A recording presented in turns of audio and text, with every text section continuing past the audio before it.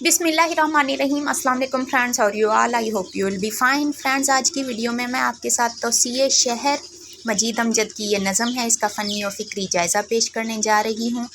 मेरे साथ एक कैंडिडेट, एक स्टूडेंट ने मैसेज किया हुआ था, शेयर किया हुए थे सवालात कि उन्हें तौसीए शहर पर मवाद चाहिए। ऐसा नहीं है कि मेरे पास उर्दू अदब के वसी समंदर के सारे ही नोट्स मौजूद हों। मेरे पास जितना नॉलेज है मैं शेयर कर देती हूँ। जिस चीज़ के मेरे पास नोट्स होते हैं वो भी शेयर कर देती हूँ। इसके मेरे पास नोट्स नहीं है, लेकिन ये मैं पढ़ के आपको समझाने की कोशिश करती हूँ। आई होप आपको अच्छे से समझ आ जाएगा। तौसीए शहर मजीद अमजद की एक नज़म है, इसको समझना आपके लिए बहुत ज़रूरी है। किसी भी नज़म या किसी भी शायरी का फ़नी और फ़िक्री जायज़ा पेश करने के लिए उस नज़म की तशरीह आनी चाहिए, शायर के बारे में पता होना चाहिए, बस उसके बाद आसान काम हो जाता है। अब मैं नज़म को पढ़ती हूँ। हालांकि मुझे मजीद अमजद शायर बिल्कुल पसंद नहीं है, मुझे इनकी शायरी बिल्कुल भी नहीं पसंद, लेकिन मैं आपकी आसानी के लिए फिर भी इस मशहूर सी नज़म की फ़नी और फ़िक्री जायज़ा इसका पेश कर देती हूँ। क्यों पसंद नहीं है ये भी मैं फ़नी और फ़िक्री जायज़े में ही बता दूँगी, ताकि आपको आसानी से समझ आ जाए। नज़म पढ़ते हैं उनकी। 20 बरस से खड़े थे जो इस गाती नहर के दीवार, झूमते खेतों की सरहद पर बांके पहरेदार।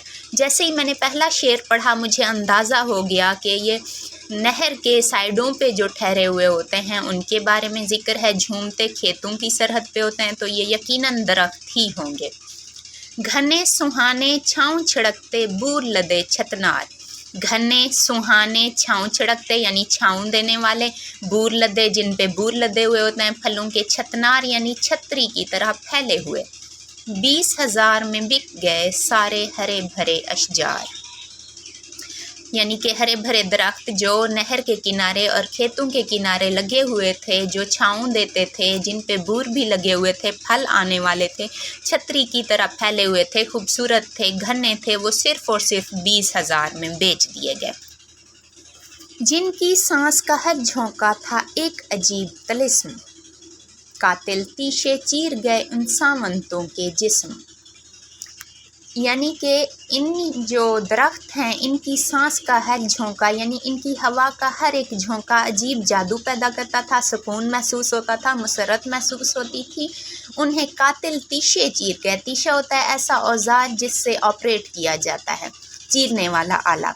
कातिल तीशे चीर गए यानी तीशे वो आलात और कातिल कत्ल करने वाले चीर गए इन सावंतों के जिस्म। सावंत बहादुर को कहते हैं। सावंतों के जिस्म यानी इन मजबूत दरख्तों के जिस्मों को भी चीर दिया गया। गिरी धड़ाम से घायल पेड़ों की नीली दीवार, कटते हेकल झड़ते पंजर छटते बरगो बार, सही धूप के जर्द कफन में लाशों के अंबार। यानी कि जब दरख्त ये गिरे, धड़ाम से ऐसे गिरे कि उनकी यानी कि हरियाली ख़त्म हो गई। कटते हैकल, हैकल होता है भारी जिस्म को कहते हैं। झड़ते पंजर, पंजर जो होता है वो हल्की सी जाली नुमा लकड़ी को कहते हैं। यानी भारी जिस्म, भारी तने भी कट गए, और ऊपर जो छिलका सा होता है, पतली सी लकड़ी के ऊपर एक छिलका नुमा होता है दरख्तों का, तो वो भी झड़ गए। छटते बरगो बार, बर्ग का मतलब पत्ती होता है और बार का मतलब फल या बूर वगैरह, वो भी छट गए यानी गिर गए। सही धूप के जर्द कफन में लाशों के अंबार, यानी कि तेज़ धूप की वजह से लाशों के अंबार लग गए। ना सिर्फ ये दरख्तों की मिसाल है, दरख्तों की मिसाल दे के उन्होंने एक ज़माने की बहुत गहरी बात की है अपनी शायरी में, कि जिस तरह से हमारे लिए दरख्त फ़ायदा मंद हैं, छाँव देते हैं, खूबसूरती भी पैदा करते हैं माहौल में, और हमारे सांस लेने का ज़रिया भी हैं, हमें ऑक्सीजन मुहैया करते हैं, हमने उन्हें भी ना छोड़ा जो हमें फ़ायदा देते थे। हमने उन्हें सिर्फ 20,000 में काट दिया। आज का इंसान कितना लालची है, अपने मोहसिन को भूल जाता है। किसकी वजह से वो संवरा, किसकी वजह से उसकी तरबियत हुई, किसकी वजह से उसे उरूज मिला, वो उसे ही तकलीफ़ पहुँचाता है। किसकी वजह से उसकी बुनियाद पड़ी, दीन। अब यहाँ दीन को भी देखा जाए तो हमने अपने आबाओ अजदाद की रिवायात को खो दिया, हमने अपने दीन को भुला दिया, जिनकी वजह से मगरिब ने तरक्की की। हमारे कुरान पाक के तराजिम तफसीर से मगरिब ने तरक्की की, उन्होंने सीखा, लेकिन हम उससे किनारा कश हो गए। آج کھڑا میں سوچتا ہوں اس گاتی نہر کے دیوار، اس مقتل میں صرف ایک میری سوچ لہکتی ڈال، مجھ پر بھی اب کاری ضربک اے آدم کی آل۔ شاعر اپنے بارے میں لاسٹ میں کہہ رہا ہے کہ آج میں اس گاتی نہر یعنی اس جھومتی نہر سے دور ٹھہر کر سوچ رہا ہوں کہ صرف میری سوچ ہی ہے جو مطلب دور دور تک سوچ رہی ہے کیا ہمارے لیے بہتر ہے کیا بہتر نہیں ہے، شہر کی یہ جو توسیع ہو رہی ہے یہ ہمارے لیے کتنی نقصان دہ ہے، صرف میں ہی سوچ رہا ہوں، باقی کسی کو پرواہ نہیں ہے، اور ایسا بھی ہے کہ میری سوچ کی وجہ سے مجھے بھی کوئی کاری ضرب لگا دی جائے، یعنی مجھے بھی نقصان پہنچا دیا جائے۔ ایسا ہی ہے جو ہمیں شعور دیتے ہیں، جو ہمارے لیے آواز اٹھاتے ہیں، جو جد و جہد کرتے ہیں، ہم ان محسنوں کو بھول جاتے ہیں اور انہیں ہی اکثر مقتل میں پہنچا دیا جاتا ہے۔ اپنے محسن، اپنے لیڈر، اپنے کسی اچھے انسان کی ہم اس وقت قدر نہیں کرتے جب وہ موجود ہوتا ہے، جب وہ دنیا سے گزر جاتے ہیں تب ہم انہیں کتابوں میں لکھتے ہیں، تب وہ ہمارے ادب کا حصہ ہوتے ہیں، پہلے ہمیں ان کی قدر نہیں ہوتی۔ اب علامہ اقبال ہی کو دیکھ لیجئے، ان کے زمانے میں بہت کم لوگوں نے ان کی تعلیمات کو پڑھا، ایون قائد اعظم نے بھی ان کی ان کے خطوط کے مایوس کن جواب بھیجے تھے انہیں کہ پاکستان بننا ممکن نہیں ہے، اتحاد کی بات کرتے رہے، لیکن جب وہ چل بسے تب سب کو ہوش آیا۔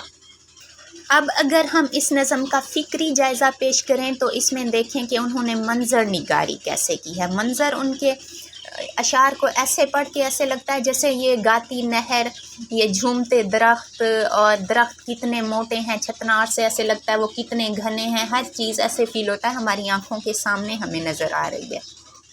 اور انہوں نے شاعری میں اتنی گہری بات کی ہے کہ اس کا صرف یہی مطلب نہیں بنتا کہ درخت نہ کاٹے جائیں، عظیم محسنوں کی قدر کی جائے، ہمیں اپنی اسلاف کی قدر کرنی چاہیے، ہمیں اپنی بنیاد کو سمجھنا چاہیے، اس کے بہت سارے مطالب بنتے ہیں۔ ایک تو منظر نگاری بہت عمدہ ہے، دوسرا بہت گہری بات کر دی گئی ہے تھوڑے سے الفاظ میں۔ اور اگر میں بتاؤں کہ مجھے یہ شاعر کیوں پسند نہیں ہے، مجھے اس وجہ سے پسند نہیں ہے، ان کے الفاظ کی ترتیب پسند نہیں ہے مجھے۔ ان کی بے شک موضوع اچھا ہوتا ہے، ان کی شاعری میں ایک اہم مقصد بھی ہوتا ہے، لیکن الفاظ کی ترتیب ایسی ہوتی ہے کہ پڑھتے ہوئے وہ سرور نہیں ملتا، ترنم نہیں ہے ان کی شاعری میں۔ جیسے جن کی سانس کا ہر جھونکا تھا ایک عجیب طلسم، اس کو کچھ یوں لکھ لیتے تو تھوڑا بہت ترنم پیدا ہو جاتا، جن کی سانس کا ایک ایک جھونکا تھا ایک عجب طلسم، تھوڑا سا چینج کر دیتے ہیں، زبر زیر کی بھی تبدیلی سے ترنم پیدا ہو جاتا ہے۔ تشبیہات و استعارات کا استعمال انہوں نے نہیں کیا ہوا ہوتا اپنی شاعری میں، کہیں کہیں ہوتا ہے تو آٹے میں نمک کے برابر۔ شاعری میں صنعت تکرار سے ترنم پیدا ہوتا ہے، شاعری کو گنگنانے کو دل کرتا ہے، ایسی شاعری ہوتی ہے جس سے سرور ملتا ہے، لیکن ان کی شاعری میں صنعت تکرار کا استعمال نہیں ملتا، کہیں کہیں ملتا ہے لیکن اس نظم میں مجھے مل ہی نہیں رہا۔ اب دوسرے شعر کا آخری مصرع دیکھیں، 20,000 میں بک گئے سارے ہرے بھرے اشجار، اس میں تھوڑے سے الفاظ آگے پیچھے کر دیں تو ترنم پیدا ہو جاتا ہے، سارے کو ریموو کر دیں یہاں سے، 20,000 میں بک گئے ہرے بھرے اشجار، اتنا بھی اچھا لگ رہا ہے، مطلب شاعری میں وزن نہیں ہے، ان کی نا ترنم نہیں ہے، مین چیز یہ ہے، الفاظ تو اچھے ہیں، الفاظ کا چناؤ بھی عمدہ ہے، لیکن ترنم نہیں ہے، صنعتوں کا استعمال نہیں ہے، تشبیہ و استعارے، علم بیان کا زیادہ استعمال نہیں کیا انہوں نے اپنی شاعری میں، جس وجہ سے ان کی شاعری مجھے تھوڑی سی روکھی سوکھی محسوس ہو رہی ہے، پڑھنے میں ایک مزہ نہیں آ رہا۔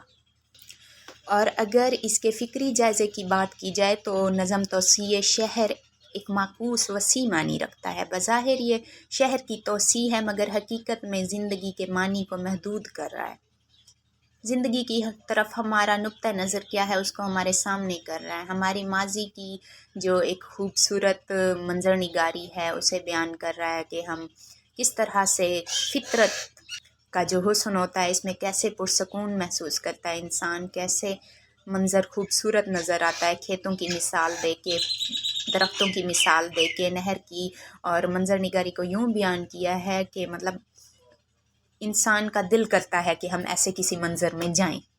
سکون محسوس کریں، اسے انجوائے کریں، لیکن ایسے مناظر کی اب قلت اس وجہ سے ہو رہی ہے۔ شہروں کی توسیع تو ہو رہی ہے، ترقی بھی ہو رہی ہے، عمدہ سڑکیں بھی بنائی جا رہی ہیں، بڑی بڑی عمارتیں بھی بن رہی ہیں، پارک بن رہے ہیں، پتہ نہیں کیا کیا بن رہا ہے، لیکن وہ جو مین ہمارا لطف تھا، فطرت کی ایک خوبصورتی تھی، وہ ختم ہوتی جا رہی ہے۔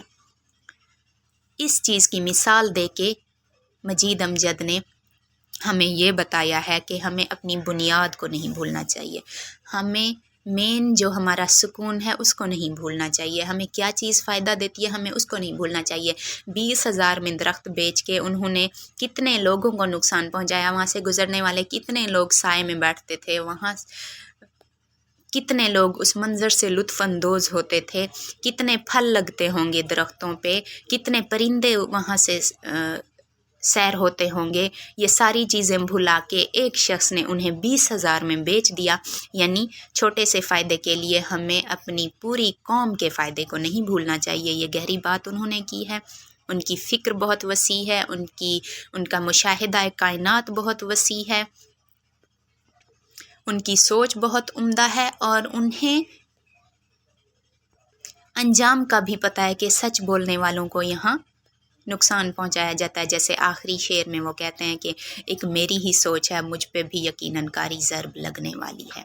آئی ہوپ کلیئر ہو گیا ہوگا۔ اللہ حافظ۔